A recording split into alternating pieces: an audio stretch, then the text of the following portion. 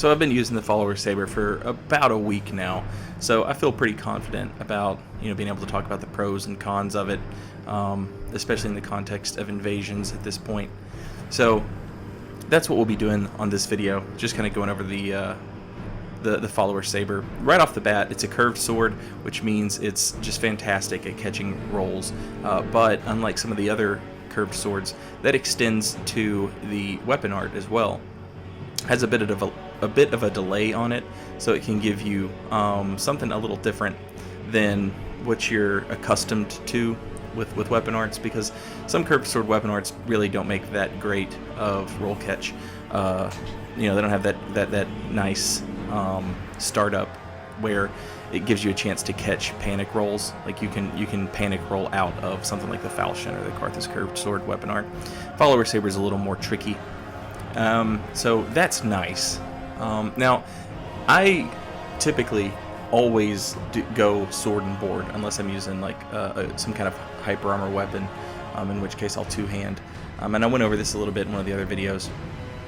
One-handed, you're not doing a ton of damage with this weapon, and the moveset is kind of lackluster, but it can still do damage to multiple targets that are in front of you, and that allows you to keep a shield up, which, that's how I like to play.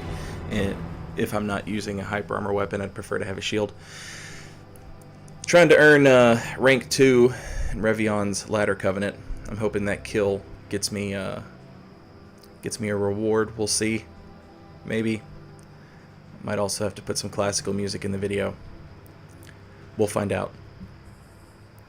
But the one-handed moveset is the one I typically rely on when I'm fighting multiple opponents. That way I can still keep the shield there for those sort of last-minute guards. Like if you roll and you need to block right out of a roll, that's why I keep a shield on me. The two-handed moveset for when stuff slows down, or if I'm fighting multiple people that aren't coming at me all at once. You've got a two-handed curved sword, which is great. It does feel short. That's one of the big negatives about this weapon, is I have a lot of trouble fighting a good straight sword user, or even someone who just mashes R1, which I guess technically is a good straight sword user. But you have a lot of trouble spacing people out with a curved sword. Maybe not so much with like the more meta setups, like the Pontiff Knight curved sword. Maybe that one doesn't have as much trouble, but the follower saber definitely has issues in that department. And I've touched on this in one of the other videos, this weapon has like a very cool military kind of look to it. So in that aspect of it, I really like using it one-handed, because it actually, it kind of looks cool. And that's obviously of great import to me, is that a weapon look cool, even if it doesn't, perform as well. There you could see two R1s, neither one even touched the guy. That's the sort of, range that I'm talking about. One-handed, you can see that attack there hit where the two-handed did not. There's the R2 as a punish into the weapon art, and then if you roll around the sword like that guy did, if you just roll around me, I'm going to roll catch you. So that's nasty. R2 makes an excellent punish for people who whiff attacks. If they don't space something properly, or if they try and drink Estus right in your face, you can do an R2 into a weapon art. Now, sometimes it's not a full weapon art, just because the stun doesn't last long enough, and then sometimes it is the full weapon art. I've seen people be able to get out of it, and sometimes I've seen people not be able to get out of it. And when I say that, I mean like truly they can't get out of it. There's not even like a roll attempt. And I know the people are mashing roll. Here's entry number 2 in my Dear Revion, please let me level up my Ladder Covenant. And this blue takes a lot of offense to the fact that I'm using an edgy gesture right in his face. He just does not appreciate that at all. He probably takes this game very seriously, and I understand why. When your father hates you, you have to find something to care about. Here's another blue, and you can see just right off the bat, Shield of Want gets guard broke just immediately by this weapon art. This weapon art is like up there with the straight sword weapon art when it comes to guard break. It's that good. it'll just, and I think actually even the description of the weapon art mentions the fact that it's a guard break technique, sort of. And then you get, if the first attack doesn't guard break them, and the second attack does, the third attack gets that, it's not counter damage, it's instability damage. Now, this host here was nice enough that when blues would spawn, he would just let me go fight the blues. So this gave me like quite a bit of footage to use. And this is a perfect example. It's another Shield of Want, but this time with a straight sword. And you'll see what I'm talking about when I see the range poses a problem here. Two-handed, I can't hit this person. So we go one-handed to see if we can get the range here. But the host is kind of like getting in the way, so it's difficult for me to judge, and I don't want to drink Estus because the blue's not, you know what I mean? So it's like, it's a bit of a problem. I don't actually remember how this fight turned out, but yeah, I remember switching to the one-handed moveset because it feels like it has more range than the two-handed, which is, I guess, absurd, kind of. I don't know historically how weapons work. I'm not fucking Skyrim. Check out Skyrim's YouTube page. It's good shit. But yeah, you can see here the straight sword is giving me fits. And it's only because they got super greedy that I'm able to win that fight. The one-handed moveset was probably serving me a little better than the two-handed when it as far as needing range. When it comes to needing range, I would go one-handed. I think. Maybe I'm wrong. I'm just kind of giving you guys how I feel on it. Obviously, I can't do any sort of like real testing as far as like frame data goes because I'm playing on a Bloodborne box. So now we finally get to fight the host. They switched to a scythe, which again, range can give me fits with this. But if you make the mistake of rolling in, you can just eat people alive with this weapon. As you can see, they rolled in, they got hit with the weapon art for rolling in on me. I punished them with the weapon art, and then it was just all R1s from there as they rolled around. But yeah, you can kind of see what I'm saying right there. The R1s, one-handed, definitely seem to benefit from having a larger range than the two-handed moveset. The two-handed moveset obviously does more damage. You've got that running R1 that Karthus and Falchion and all the scimitars and curved swords have, which is nice. Here you can see one-handed just kind of going to town on this guy.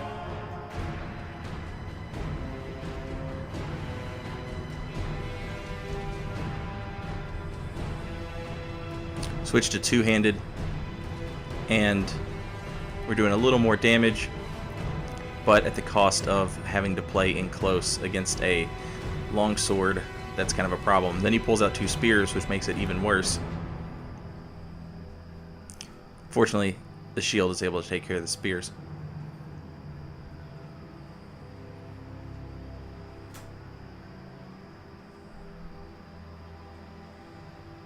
Now, at the beginning of this fight, you might have seen me go for the weapon art 2 times. If I'm not mistaken, I went for the weapon art on 2 different occasions on accident in this fight. I know I did it, there was some fight where I did it on accident twice. I was trying to R2 into the weapon art as the combo, because I was trying to show that off as much as possible. Here, actually, I'm keeping this guy alive. I'm hoping that he'll heal, and I can show you guys how the R2 punish works against Estus. But this guy was not having it, and he wasn't healing, so it just kind of turned into him chasing me around with the Morium blade.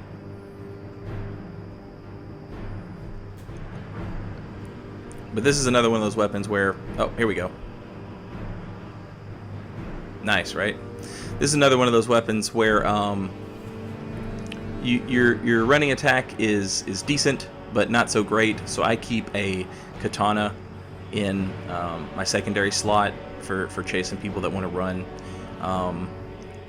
The running R1 is good. It's almost safe, if that makes any sense. It's obviously not as good as... It's on the same level as a straight sword running R1, in my opinion. It's a little faster than that, which makes it good, but it's not much better. It does no stagger damage, so don't expect to combo, anybody out of a running R1. But it does hit them, it does do damage, and it does make them adjust, which means they make mistakes and you can hit them. Anybody starts panic rolling or anything like that. Now, the rest of the footage, if I'm not mistaken, that you're going to see here is somebody was trying to do a challenge run, Central Irithyll with dried fingers active, and that shit was not going good because there was a lot of good invaders in the area. If I'm not mistaken, this either was on my stream or this was during a Ghost Hardware stream. Somebody was streaming and invading, and yeah, as a result, this is what ends up happening. These people just run into really good invaders non-stop. Now, in the process of trying to learn this weapon and get better with it, the shortcomings that I noticed, like I said, it does feel a bit short. It doesn't do a whole lot of damage one-handed. A straight sword, I think, is always going to do more damage. Or like, you know, not any straight sword, but a good straight sword. Long sword, Lothric Knight, etc., etc., etc.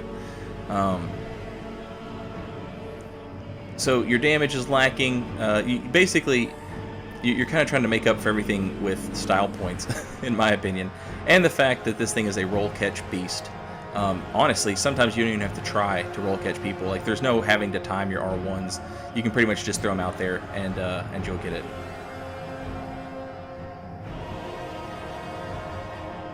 Could not parry this person. Don't know why. Typically that axe is block the first, parry the second, but for some reason I wasn't having it. Also, the weapon is fast as all hell, as you just saw, by the way. It'll out-trade most weapons just based on speed alone. Now, obviously, you don't want to go trading against something that's doing a shit ton more damage than you. Any, like, hyper armor weapon, obviously, that's off. Don't trade with hyper armor weapons or buffed weapons, but you shouldn't be doing that with anything anyway, so that rule still applies.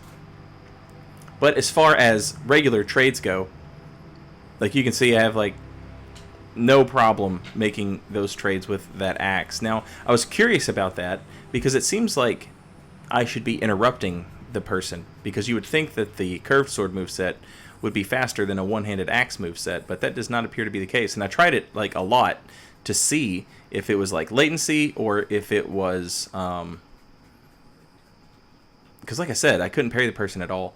I was curious if it was latency related or if that's just the way the curved sword is. I don't have a definitive answer to that, obviously, but I did find it odd that I couldn't trade with that person and out fast them.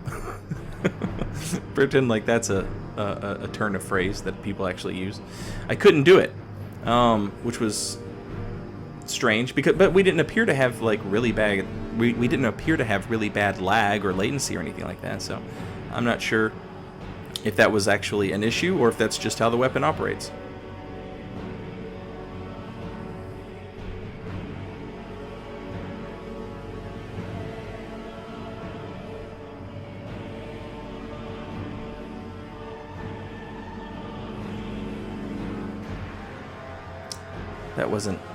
That wasn't super easy to read or anything.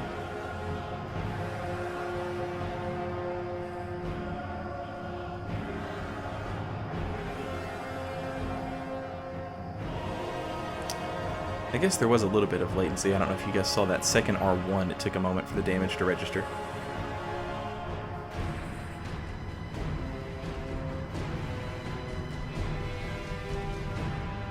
Look at those beautiful rolls. That's the Dark Souls. The Dark Souls I know and love.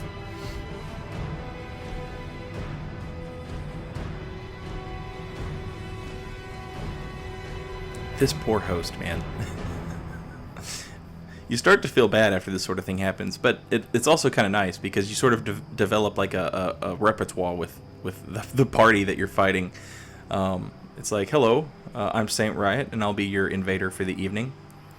Now, see, that parry right there, I didn't change anything about my typical like parry playstyle. I took a step forward against a weapon that's slower than a straight sword, and then I pressed parry, and I got the parry. So I'm not sure if there was any like really bad latency with this person, but not sure why I couldn't block the second R1 on that axe.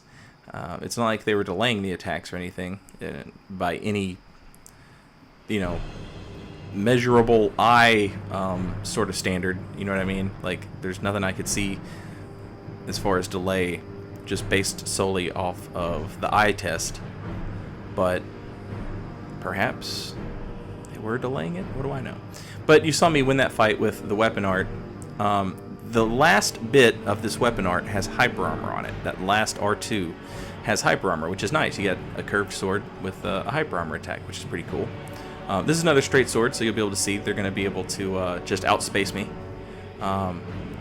Going two-handed, not sure why, especially considering he's going for the weapon art. You can do that. That's like the one thing that shield can give you. But he looks like he wanted to fight two-handed with the straight sword, so who knows. He did go for a lot of weapon arts, though. Shout out to Mortal Kombat, final enemy Shang Tsung. Your soul is mine. 1994. I don't know if it came out in 1994. I'm just talking shit.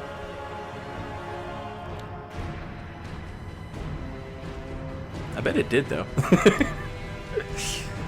Here we see Tony taking care of some blues with the help of the Michael Bay Fire Witches.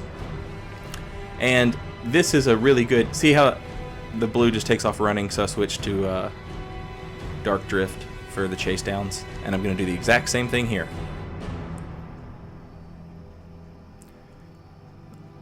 And take it back, I didn't. I finished that person off with the follower saber. I'll be damned. But that's the sort of thing I'm talking about, where keeping something on you for chase downs is I would recommend that, because this weapon, while it's perfect insofar as people who play really, really close and uptight, this weapon's great for that. Its chase down ability does leave something to be desired. People that want to roll around you a lot, it'll shut that shit down, which is very nice. A straight sword can also do that for you, but this thing, it's like there's even less effort. You know, you can just spam R1 with a straight sword if someone's rolling around you a lot. But with the follower saber, there's, you know what I mean, like you don't even have to pretend like you're timing it. And here's the composite bow kill. Boom. Anyway, this has been the follower saber. Thanks for watching. I'll see you guys next time. Later, y'all.